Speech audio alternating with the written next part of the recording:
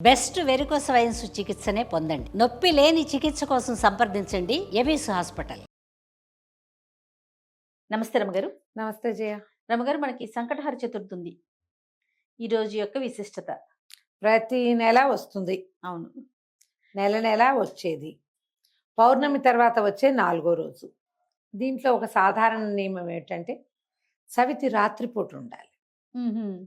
పగలు సవితి అయిపోయింది అనుకో 4 గంటలకు అయిపోతుంది. ముందు రోజు రాత్రి ఎన్నింటికి వచ్చిందో చూసుకుని రాత్రిపూట చేయాలని చెప్తారు. ఈ సంకటహార చతుర్థులు చేయటము మన వైపు కంటే ఎక్కువగా తమిళ, కర్ణాటక, మహారాష్ట్ర ప్రాంతాల్లో కనపడుతుంది. ఈ ప్రాంతాల్లో గాణాపత్యం అని ఒక ప్రత్యేక మతం ఉంది జయ. మనకి ఉన్నాయి కదా రకరకాల మతాలు, శైవం, వైష్ణవం, సౌరం, శాక్తేయం. దాంతోపాటు గాణాపత్యము అంటే గణపతి యొక్క మతం. విశేషంగా మహారాష్ట్రియన్స్ కనపడతారు. వాళ్ళు ఎక్కువగా బప్ప, గణపతి బప్ప, గణపతి బప్పానే, బప్ప అన్నిటికీ బప్పానే. మిగిలిన దైవాల కంటే కూడా ఎక్కువగా గాణాపత్యం మనకి మహారాష్ట్రలో కనపడుతుంది. కర్ణాటకలో, తమిళనాడులో కూడా కనిపిస్తుంది. మనం వాళ్ళ వెనకాల వాళ్ళం. మనకు కొంత తక్కువే.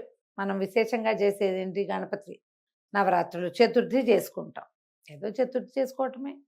9 రోజులు చేయటం కూడా క్రమంగా మనం ఈ మన స్వతంత్రోద్యమం తర్వాత చేసుకోవడానికి విశేషమైన పండగలు సామూహికంగా చేసుకోవడానికి కావాల్సి వచ్చి అట్లా అట్లా అట్లా అట్లా పెరిగాం. క్రమంగా ఏంటంటే మనం అన్ని రకాల పద్ధతులు కొన్ని నేర్చుకుంటున్నాం కదా, విశేషమైనవి, మంచివి. ఎక్కడితో కాదు, మన కథలో ఉంది ఎలాగూ. అందుకని ఈ సంకటహార చవితిని చేసుకోవటం ఒక విధానంగా ఇప్పుడు మనకు కనిపిస్తుంది. ఇంతకుముందు కూడా మనం ఒకసారి చెప్పాం, మళ్ళీ ఇంకొకసారి చెప్పుకుంటున్నాం.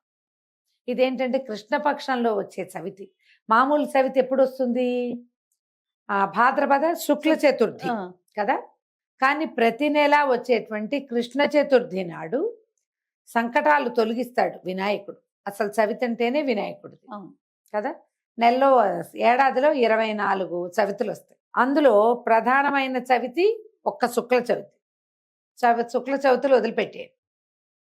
కృష్ణ చవితులు 12. మనము కుమా పిల్లలకి చదువు రాకపోయినా, బుద్ధిమాంద్యం ఉన్నా, మాటలు రాకపోయినా, చెప్పుడు మాటలు విని చెడిపోతున్నా, మన మాట అస్సలు వినకపోయినా, ఎందులోకి వెళ్ళాలి, ఏం పని చేయాలి అన్న అవగాహన, తెలివిడి లేకపోయినా గణపతి ఆరాధన చేయవచ్చు. మామూలుగానే మనం ఏదైనా పని మొదలు పెడితే ముందు గణపతినే ప్రార్థిస్తాం. మొదటి ప్రార్థన ఆయనదే కదా. అలాంటివే కాకుండా ఇట్లా మనకి సమస్యలు ఉన్నప్పుడు మనం ఈ పని చేయొచ్చు. సాధారణంగా పిల్లలు మంకుగా ఉన్నారు, మాట వింటలేదు, బాగా చదవట్లా, కాన్సన్ట్రేషన్ లేదు, ఫోకస్ లేదు అనగానే పెద్దవారందరూ ఏం చెప్తారు? దేవాలయానికి తీసుకుపోయి గణపతికి 11 ప్రదక్షిణాలు చేయించండి, 11 గుంజీలు చేయించండి, గణపతికి కుడుములు పోయండి, ఉండ్రాళ్ళు పోయమంటారు. ఇది చెప్పుకుంటాం మనం. ఇది ఎక్కడి నుంచైనా రాని ఈ పద్ధతి. గణపతిని ప్రార్థిస్తే జ్ఞానం పెరుగుతుంది, సూక్ష్మమైన బుద్ధి అలవడుతుంది, ఫోకస్ వస్తుంది.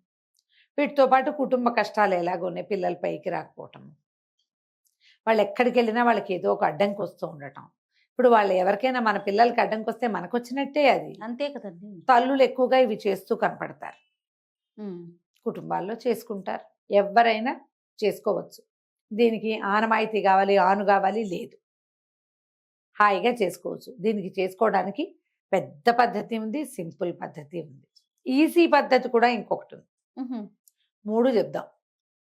పెద్ద పద్ధతి ఏంటంటే పగలు ఉపవాసం ఉండి సాయంకాలం చంద్రోదయం కాగానే చక్కగా గణపతిని, మట్టి వినాయకుడిని బాగా పూజించుకుని విశేషమైన సేవ. మనకి వినాయక చవితి నాడు ఎట్లా షోడశోపచారాలు చేసుకుంటాము? అవునండి. షోడశోపచారాలు చేసి గణేశోత్పత్తి కథ చెప్పుకుని వినాయక చవితి నాడు ఎట్లా నివేదనలు పెడతామో అట్లాగే చక్క కుడుములు, ఉండ్రాళ్ళు, బెల్లము, పటిక బెల్లము, పానకము, వడపప్పు అన్నీ చేసి నివేదన చేసి, సో ఆ చంద్రోదయం పూర్తిగా అయ్యాక భోజనం చేయటం.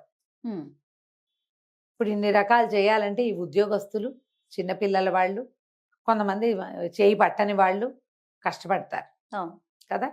రెండో మెథడ్, పూర్తి ఉపవాసం కాకుండా మధ్యాహ్నం ఏదైనా టిఫిన్ తిని, అన్నం తినకుండా సూర్యాస్తమయం అయ్యాక కాసిని కనీసం 11 అయినా ఉండ్రాళ్ళు చేసి అంత పానకము ఆ మాత్రం పెసరపప్పు నానబెట్టుకుని పానకం తయారు చేసుకోవడం, వడపప్పు చూపిస్తున్నా కదా అవి స్వామివారి దగ్గర పెట్టి సింపుల్గా గణపతి పూజ చేసుకుని ఈ కుడుములు నివేదన చేసి దండం పెట్టుకుని హారతి ఇచ్చేసి స్వామివారికి భోజనం చేసేయటం. Okay, easy method.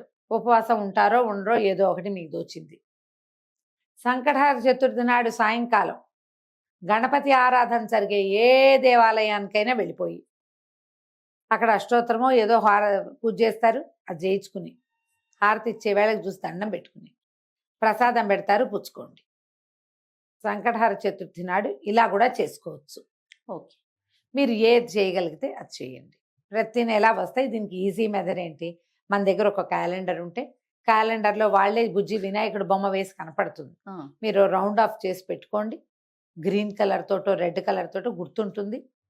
ఫోన్లో పెట్టుకోండి, లేకపోతే రిమైండర్స్ పెట్టుకుంటాం కదా, ఈరోజు సంకటహర చతుర్థి అని అదే మనకి తట్టి లేపుతుంది పొద్దున్నే.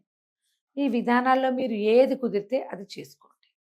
దీంతో పాటు మంగళవారము చవితి సంకటహర చతుర్థి వస్తే అంగారక చతుర్థి అంటారు. అది చాలా మంచిది. అది ఇంకా విశేషమైన ఫలితాన్ని ఇస్తుంది. సంవత్సరంలో 1-2 సార్లు రావచ్చు. ఈ ఏడాది ఇంకా మన చూడ క్యాలెండర్ చెప్తాం కదా, అప్పుడు చెప్పుకుందాం ఆ సంకటహర చతుర్థులు ఎన్ని ఉన్నాయి, అంగారక చతుర్థి వచ్చిందా లేదా అనేది చూసి చెప్దాం. ఓకే, జనవరి 1 తర్వాత క్యాలెండర్ చేస్తాం కదా ఒకరోజు, అప్పుడు చెప్పచ్చు. ఎప్పుడు కూడా చవితి నాడు ఉపవాసం ఉంటే మీరు సంకటహర చతుర్థి స్వామిని పూజించాలి అన్న ఆలోచన ఉంటే మొదట నోటికి తాళం వేసుకోండి. వారిని దుర్భాషలాడద్దు. గొడవకి దారి తీసే ఏ విషయంలోకి మీరు వెళ్ళబోకండి. ఈ జ్ఞాపకాన్ని పాటించండి, మర్చిపోవద్దు. ఈ నియమం ఉండాలి. ఉండి మనం చక్కగా పూజ చేసుకోవచ్చు. నేనైతే మధ్యలోదే పాటిస్తాను జయ. 99% నేను పగలు ఏదైనా కాస్త కొద్దిగా మధ్యాహ్నం భోజనం చేయను. చిన్న టిఫిన్ ఏదైనా తిని మార్నింగ్ బ్రేక్ఫాస్ట్ చేస్తే ఇంకా లంచ్ లేదు. సాయంకాలం వేసరికి ఉండ్రాలు చేసేసుకుని నాకు రుణహర్తృ గణపతి స్తోత్రం ఉంది. గణపతి 12 నామావళి 16 నామావళి ఉన్నాయి. ఈ 3 రోజువారీ చదువుకునేవి. అందులో ఒక మంత్రం వస్తుంది రుణహర్తృ గణపతి స్తోత్రంలో. ఆ మంత్రాన్ని ఎక్కువ సార్లు చేసుకుంటారు. దండం పెట్టుకుని స్వామివారికి నివేదన చేసేసి పంచోపచారాలు చేసి గంధం పుష్పం సమర్పయామి చేస్తాను. ఈ నివేదన చేసి హారతి ఇచ్చి ఉండ్రాళ్ళు చక్కగా ఖర్చు పెట్టి వినిమయం చేసి రాత్రికి వంట చేసుకుని భోజనం చేస్తాను. అసలు 3 వంతులు పెద్ద వంట కూడా చేయటం లేదు, కుడుములతోటే గడిపేస్తా కూడా నేను. అవి ఎక్కువే అవుతూ ఉంటాయి కాబట్టి నేనైతే ఇదే పాటిస్తా. అవకాశం కుదిరి ఏదైనా గుడికి వెళ్ళగలిగామంటే మరీ మంచిది. చక్కగా దేవాలయంలో స్వామివారికి హారతి ఇస్తారు, మంగళ నీరాజనాలు ఇస్తారు, అవన్నీ చూడొచ్చు. ప్రసాదం అక్కడ చేస్తారు, స్వామివారి నివేదన చేయబడుతుంది కాబట్టి అది తెచ్చుకుంటే ఇంకా మంచిది. మీకు ఏదైనా సమస్య, బుద్ధికి సంబంధించిన సమస్యలు, అనారోగ్యాలు, మానసిక సమస్యలు ఉన్న వాళ్ళకి తప్పకుండా సంకటహర చతుర్థి పనిచేస్తుంది. మీ అవకాశాన్ని బట్టి ఎలా కుదిరితే అట్లా చేసుకోండి. తప్పకుండా రమ్మగారు. నమస్తే. నమస్తే జీ.